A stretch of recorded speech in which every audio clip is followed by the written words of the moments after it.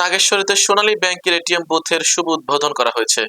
এ বিষয়ে বিস্তারিত থাকছে রফিকুল ইসলামের প্রতিবেদনে। কুড়িগ্রামের নাগেশ্বরীতে সোনালী ব্যাংক নাগেশ্বরী শাখার আয়োজনে কর্তৃপক্ষের নির্দেশনায় এটিএম বুথের শুভ উদ্বোধন করা হয়। এ সময় নাগেশ্বরী সোনালী ব্যাংকের ম্যানেজার এরশাদুল হকের সভাপতিত্বে প্রধান অতিথি হিসেবে বক্তব্য রাখেন রংপুর সোনালী ব্যাংকের জেনারেল ম্যানেজার আমিনুল ইসলাম, কুড়িগ্রাম সোনালী ব্যাংকের ম্যানেজার মামুনুর রশিদ হেলালি, নাগেশ্বরী সরকারি কলেজের সাবেক অধ্যক্ষ আলহাজ সাইদুল ইসলাম, মাধ্যমিক শিক্ষক সমিতির সাধারণ সম্পাদক রিয়াজুল ইসলাম, শিক্ষক ওমর ফারুক সহ সোনালী ব্যাংক নাগেশ্বরী শাখার গ্রাহক ও শুভাকাঙ্ক্ষী বৃন্দ।